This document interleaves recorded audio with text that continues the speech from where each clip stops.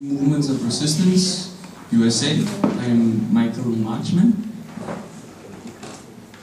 And present yourself. Sure. Hi, everybody. My name is Michael. I'm about 2.5 years here in the Netherlands. I'm a member of the Dutch section of the Fourth. And I come from the US, where I've been active sort of in a radical activist for almost 20 years, I guess. My background is that I come out of the Midwest, sort of right in the center of the US, from the state of Iowa, and then lived for several years in the South in Kentucky, and had two quite different experiences there in many ways, especially related to questions that I'll talk about a bit today around labor. I was active in the labor movement in the US and any number of sort of other campaigns over the last few years. And what I want to do today is something I've reorganized the talk just slightly from how it was presented, how it's listed in your materials, but the content is basically the same. And so what I want to do in the three parts of the presentation is first, in the first section, is to talk a bit about the state of things in the US, and in particular to talk about the broader economic crisis and how it sort of impacts on people in the US, both in a very current sense in terms of since the financial collapse, but also in a more broad and longer term perspective, and also to talk a little bit about a political crisis in the US. Then in the second part of the second talk, or the second part of the day, I want to give a sort of a historical materialist look at the history of labor and the working class in the US, to look at the question in particular of why it is that the American working class has been so weak and passive in the face of a tremendous amount of aggression and attacks and sliding standards of living, etc.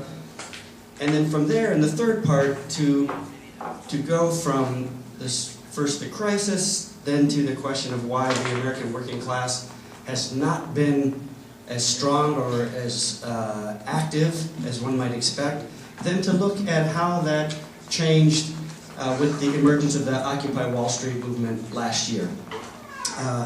And to walk through a little bit about what exactly happened in the US with Occupy Wall Street, why did it happen when it happened, and then to raise some questions about the relationship between the Occupy movement and the labor movement and other social movements developing in the US.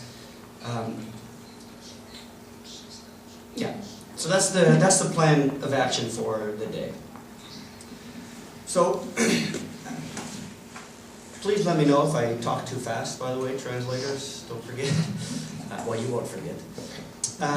So, of course, the economic crisis in the US is really pronounced, and everybody's sort of aware of it post-2007, 2008 financial crisis. But the crisis in the US actually started well before that.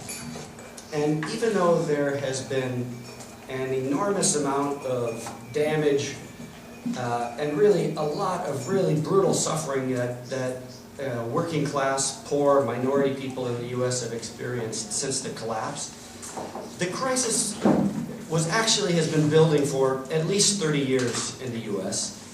And even after the financial collapse, there is no sign that, or very few signs that things are improving or changing in any significant way.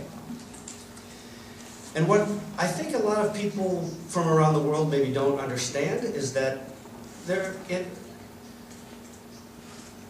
crisis in the US is not just, broadly, there's been a decline in standards of living and an increase in unemployment, but actually 30 to 40 years of mounting frustration and anxiety and fear for the future. And I want to talk a little bit about that as we go. There's millions and millions of people in the US that live now and have lived for a long time on the absolute edge of financial ruin. And so what's happened in particular since the collapse is that the so-called American dream, the idea that if you are in the US and you just work hard and you really dedicate yourself and you're a good worker, that you will succeed and you'll be prosperous and all of that, that's been exposed to a lot of people as a lie. And so we've got this economic crisis, we've also got a major political crisis in the US, and I want to, in this first part, sort of bring those two things together. So, like I said, the idea is to start with what's going on in the US, the sort of the state of the crisis, then to look at the relationship of the labor movement to the crisis and what's happened with the working class in the US, and then from there to look at how things, what kind of changes seem to have taken place in the last year or so and where they might or might not be leading us. All right. So I think people are aware that, you know, we had this massive economic collapse in the U.S. triggered by the bursting of a housing bubble in the U.S. that caused a lot of problems. But since about the early 1980s, or really even the late 1970s, as the U.S. sort of led the charge in this sort of era of neoliberalism and austerity, the standards of living in the U.S. have declined quite rapidly. From a political perspective, all through this period, we've also seen the growth in the U.S. of the far right, and in recent years, really some very much sort of quasi-fascist developments in the U.S. And also a very serious crisis of democracy in the sense that the U.S. government has become increasingly secretive and repressive, infiltrating activist groups, persecuting radical activists in various forms. And it's been, that political crisis has corresponded with this tremendous growth in corporate power and the emergence essentially of an oligarchy in the U.S. So, if you look at this graph for a second, what it's charting here is what has happened to, on one hand, worker productivity in the U.S. since about the 1950s. Worker productivity being the sort of the amount of value that workers are producing in the economy, and charting that against what's happened to wages in the U.S. And if you look, it's not hard to see that from about the period of the mid-1970s, there was a big change. In the years after World War II, the U.S. productivity grew very rapidly. U.S. workers were producing enormous amounts of materials and goods, and wages basically rose comparably to the rise in productivity. But in the late 1970s, that started to change. And we entered into this sort of beginning of this period of neoliberalism and austerity, and you can see that for all practical purposes, wages in the U.S. have been stagnant for the last almost 40 years. So that gap between productivity, the value that's produced by the American working class, and their wages, what workers are actually paid, that difference is, of course, profits. And what's happened in the U.S. is there has been this incredible boom in corporate profits. It raises some serious questions, though, when you have that big of a gap between what workers are paid and what they're producing. So you had this period of soaring productivity, stagnant wages, and huge profits, and at the same time, politically, sort of in political economic terms, you had the massive and widespread deregulation of the economy, including, importantly, the financial sector, a major contributor to the collapse in 2007. The privatization of all kinds of social services, I'll talk more about that later. I think maybe people know, I don't know, maybe you don't, but in the US, for instance, our healthcare system is almost entirely privatized. And there is no such thing in the US as sort of guaranteed healthcare. We have a privately run insurance system in which people have to pay out of their own pockets. It used to be paid in part through employers, but is not so much anymore. Anyway, that's been completely privatized, so healthcare costs have gone up, and the burden has fallen on normal people. And of course, there's been all kinds of other forms of austerity in terms of cuts to Social Security and pension and benefits for workers and unemployment insurance, etc. But there's a question that comes up, which in any economy, any capitalist economy, is how do you keep consumers, how do you keep people consuming at ever greater levels? And in the US, in this situation that we've had over the last 30 years, there's an expectation, of course, of increased consumption, but there's been a stagnation in wages. So the obvious question then is how in the US have people been able to continue to consume, not just at the same amount, but in fact at greater amounts every year? And the answer in the US, the primary answer, has been through the extension of credit. And this has come in the form of housing loans or mortgages.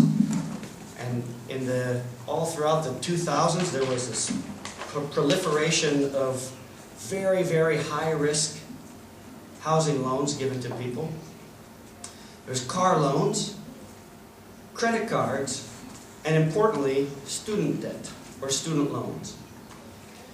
Without this incredible extension of credit to American workers, there was no way that workers could have maintained the standards of living that they have for the last 30 years. And what we saw in 2000 and 2008 since was essentially the collapse of this system where not only consumers, but also lots of private firms had gone so deeply in debt. That debt was so intimately tied to housing, the value of houses and mortgages, that when the housing market collapsed and the value of houses started to decline very rapidly, it meant more and more people couldn't pay their mortgages, and this triggered a spiral that brought down the entire financial system. And so what I want to do for the rest of the day is talk a little bit about this issue of credit and sort of the financial straits that Americans find themselves in. So we've had, in this period of 30 years from 1980, say, until the present, we've had these massive profits in the financial sector, massive consumer debt. Banks were massively over-leveraged, and this is a function of the history of deregulation of the financial sector.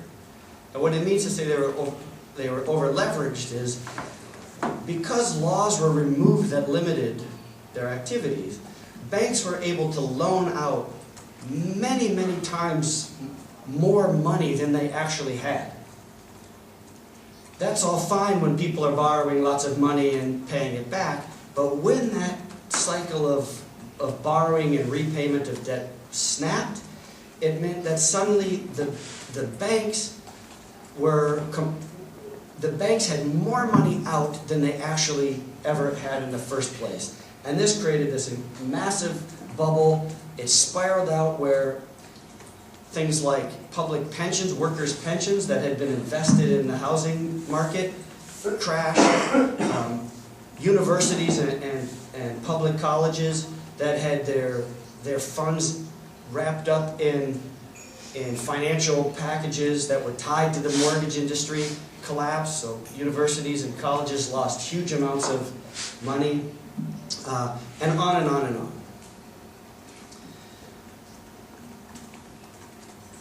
After this happened, so you had the crash, the deregulation of industry that had sort of triggered it, a whole series of not only risky loans and activities by banks, but also a lot of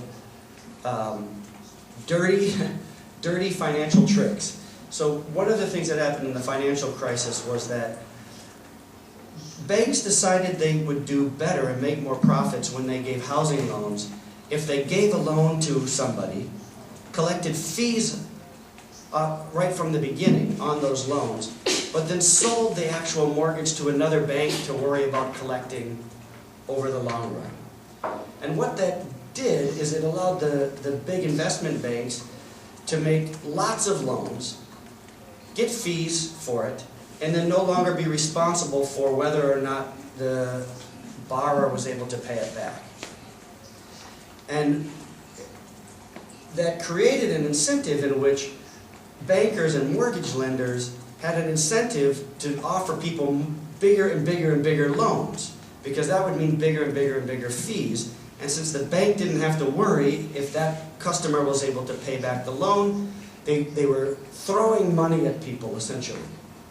And this is how this all worked as the price of houses went up, but when it collapsed, all of this came tumbling down.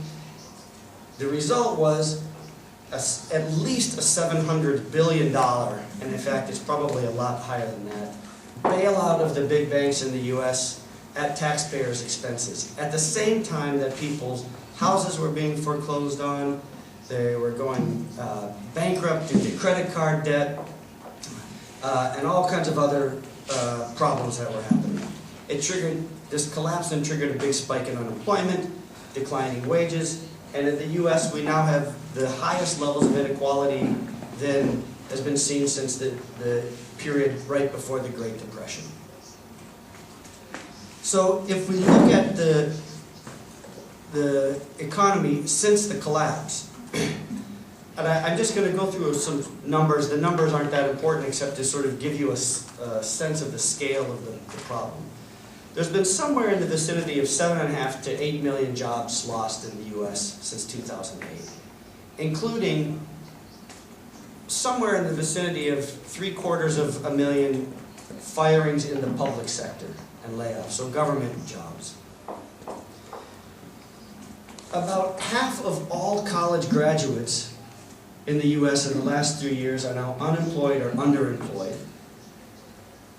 Somewhere in the vicinity of 50% of college graduates are now moving back in with their parents after they leave university because of a shortage of jobs available. And at the same time, there's a bigger and bigger push, and this happens also when times are tight and people can't find work, right, to extend access to advanced degrees, master's degrees, and PhDs, which trigger or build up more and more student debt for students, right? And then at the end of it, what they find is that there's very little work afterwards. This is an issue that's affected me in my life very personally, both my partner and I. After completing higher degrees, me a master and she a PhD, basically couldn't find work in the US in the academic world. And we have huge student debts. So I'll talk more about that a little bit later. If you look at unemployment in the US, right now the official unemployment rate in the US is a little over 8%. And it's gone down a little bit from its peak of about 9 or 10% 2 years ago.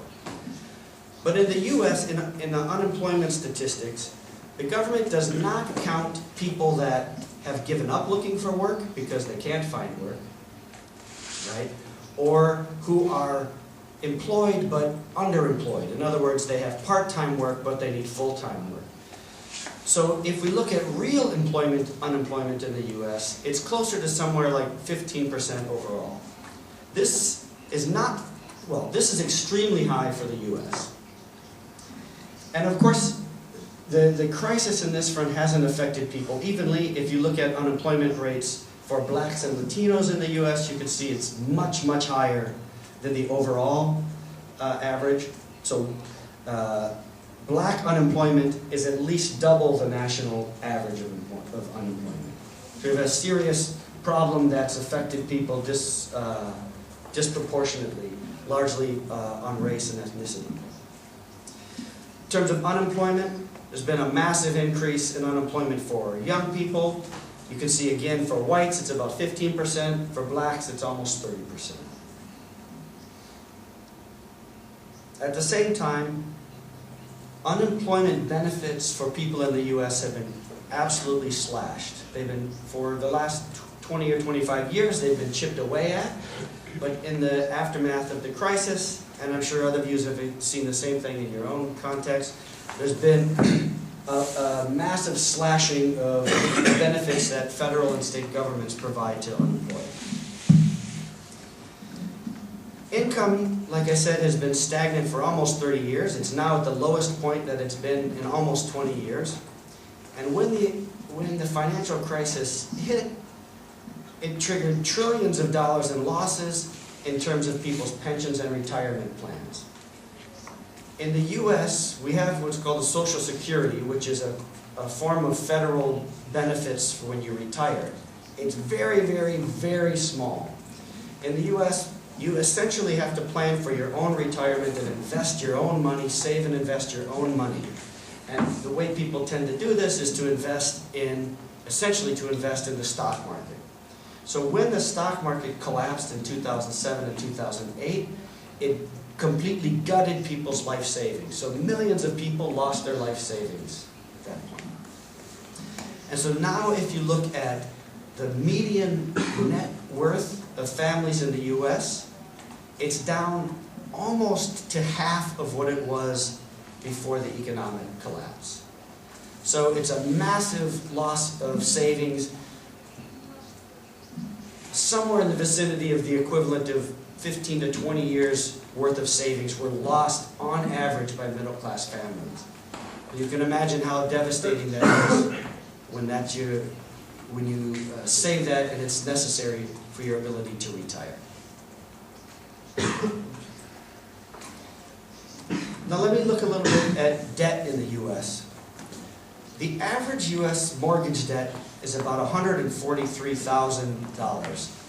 That's quite high.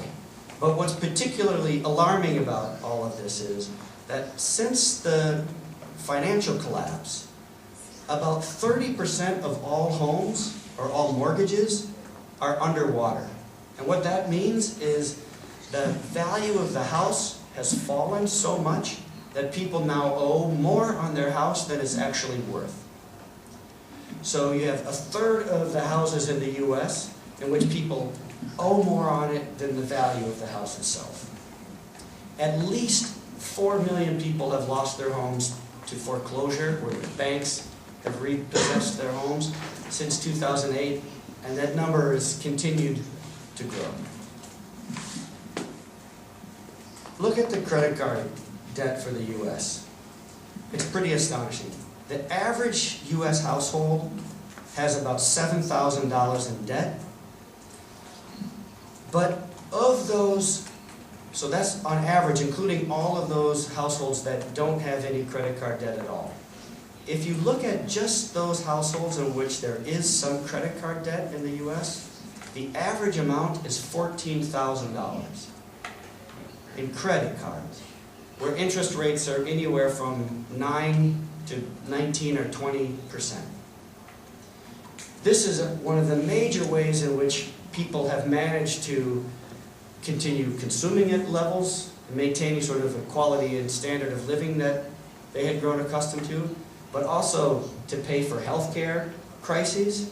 I'll get to that issue in a bit. To pay for university, right? To pay for many of the things that 30 years ago were paid for or at least subsidized heavily by the U.S. government.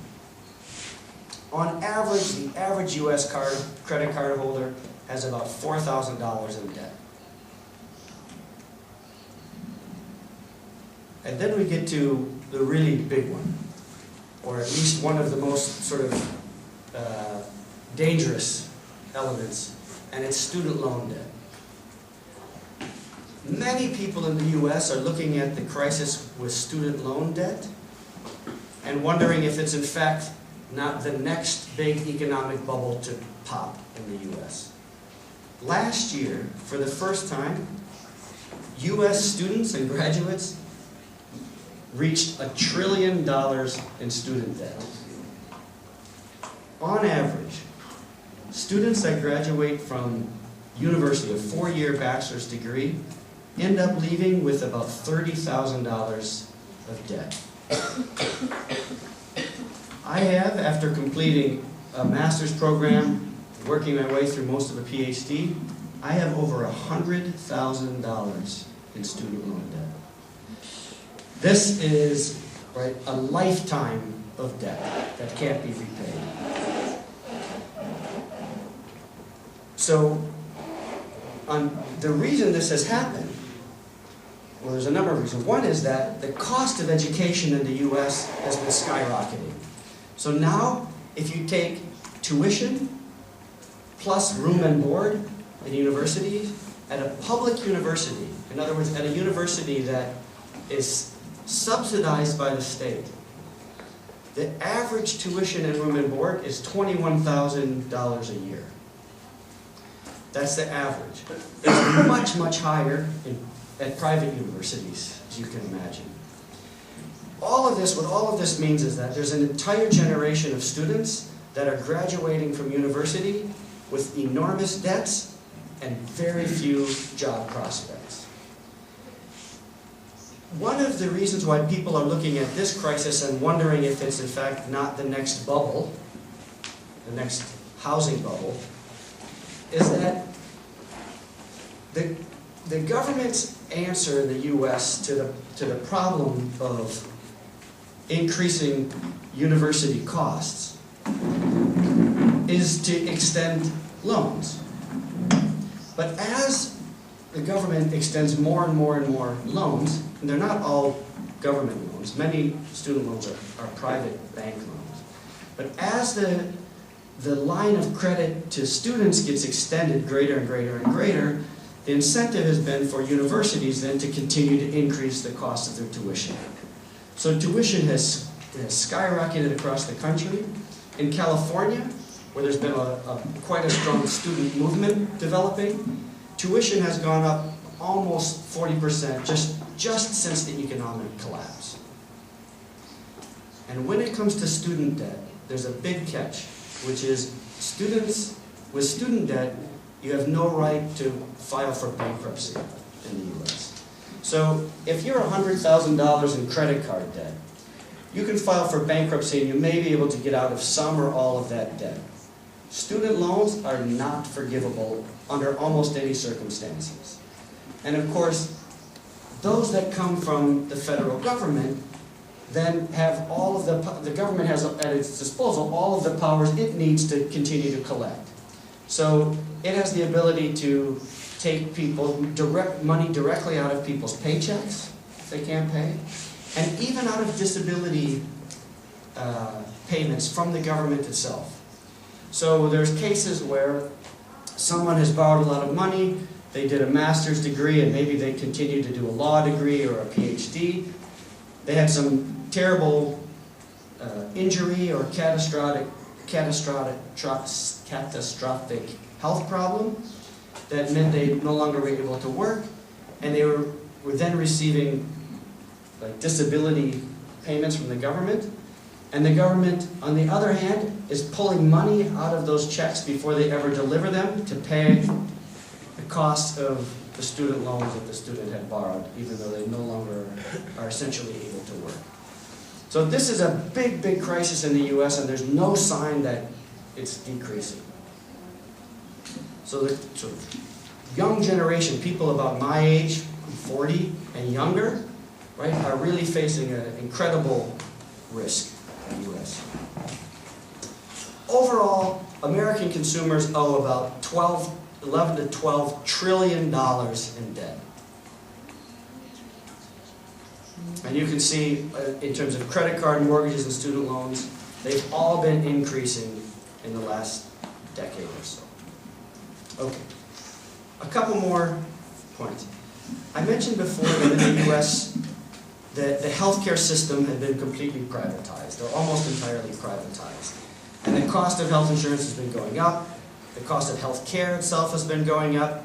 The U.S. is the #1 spender on health care per person in the entire world, and has the 37th best health care system in the world. This there's somewhere in the vicinity of 50 million people in the US that have no health insurance at all. What that means is, if they have some sort of a major crisis, they have to go to the hospital, the bill falls on them directly. When that happens, the solution for people often ends up being to use their credit cards to pay off their hospital bills.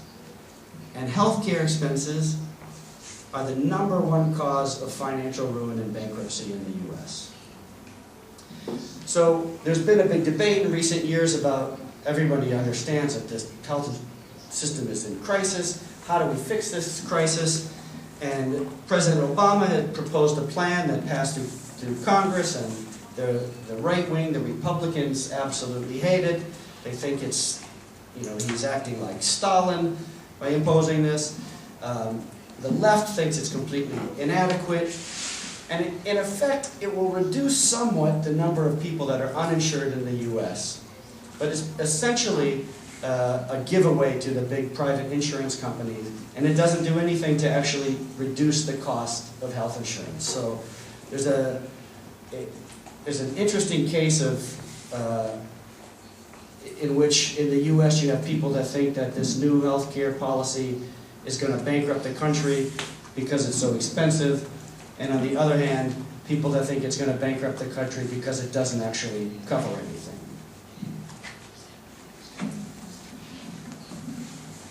In the US, overall, if we look at levels of inequality, 1% of the US population controls 40% of the country's wealth.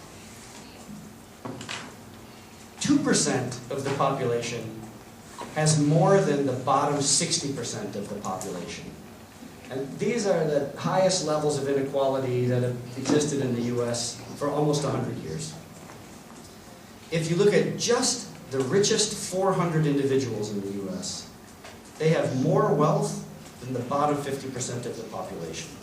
So in other words, 400 people have more wealth than 150 million people in the US. And just as a particularly gruesome example, if you look at just the 6 people that are the heirs to the Walmart fortune. Does everybody know Walmart, this gigantic US retailer, the biggest private employer in the US? Just the 6 family members that are the heirs to that fortune have more wealth than the combined 30% of the entire US population. So that's sort of a broad snapshot of the economic crisis in the US. I'm going to have to move quite quickly then through the next bit, which is to talk a little bit about the political crisis. Because we've got this enormous economic crisis. It's gotten much worse since 2007, 2008, but it's been building for a long time. Politically, there's a big crisis in the US in terms of the democratic process. There's been an enormous growth in corporate power, as we've seen in a lot of places around the world, globally. Right? But in the US, we have something quite interesting going on, which is some of the wealthiest corporations and individuals are literally drafting, writing up, and getting passed legislation, political and economic legislation themselves. So there's a whole series of private think tanks, if you know this term, right? Organizations that get together and organize policy ideas, they draft policies, and then they spend enormous sums of money on political elections and effectively get what they paid for passed. So there's all kinds of cases in which major pieces of legislation, ones that inevitably chip away at workers' rights and at incomes, and inevitably loosen restraints on corporate profits. Increasingly, we find that those are written directly by private think tanks and passed into law. This got much, much worse a couple of years ago in the case of what was called the Citizens United case that was seen before the Supreme Court in the US. I don't know if anybody has heard of this. In the US, under law, and this has been the case for like 80 years, corporations are legally considered persons, and they have the rights of persons. It's crazy, but it's true under US law. In 2010, I think, there was a lawsuit by a lobbying organization filed that said that challenged the ability of the government to limit how much money that organization could donate to political candidates. And the US Supreme Court ruled, well, if corporations are people, and people have free speech, unlimited free speech, and campaign contributions are an expression of free speech, then people should be able to donate as much as they want to presidential or other political campaigns. And if corporations are people, then that means corporations have unlimited ability to donate money to political campaigns. So you can imagine what this has created. An already completely corrupt political system in the last 3 years has gone completely berserk. And more money has been spent in the last few elections than many, many times over what had been spent in previous elections. On top of that, we had the rise of the far right wing in the US. And you may have heard of this grouping or movement called the Tea Party movement, which is sort of an offshoot of the Republican Party, which is a right-wing party. And both of the two major parties in the US are completely and fully committed to a politics of austerity. So you have this economic crisis going on, you have the two political parties, the only two in the game in the US, completely committed to continuing with essentially the same economic policies that have existed for the last 30 years, growing influence by corporate power, and decreasing ability of regular citizens to have any effect in it. And so in the US, there's a growing frustration, a growing sense of desperation, a growing sense that things are sort of spiraling out of control.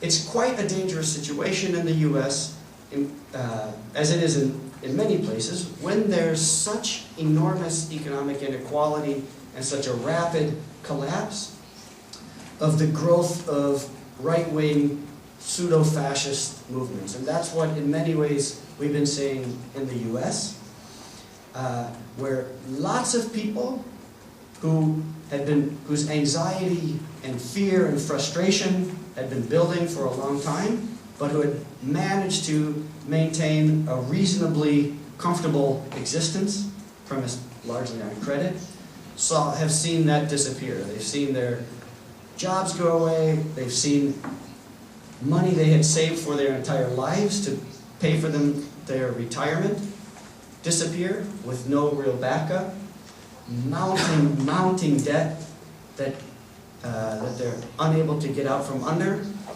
and government policies that seem to be reinforcing it. And all of this has created the conditions in which the right wing, the very, very far right wing, has been able to get quite a toehold in the US and to really develop strength. So if you were aware of this Tea Party movement that developed in the last few years, it's a xenophobic movement. It's vehemently anti-immigrant, anti-women. It's racist, deeply racist. It's profoundly anti-Muslim. It's anti-government, anti-tax, pro-gun. And this is, of course, part of this weird culture we have in the US. But that's sort of the economic and political situation in a really broad snapshot of what's going on in the US. And I know it's a lot of details that, the numbers aren't what's important, but I really wanted to sort of lay out before we move into the next couple of sections just how precarious life has become in the US and how profound the crisis there really is. Because I think quite often people aren't fully aware of sort of just how volatile things are in the US right now. So we take a break, I think, now, and then come back with the second part, and I'll talk a bit about the state of the working class and the labor movement in the US.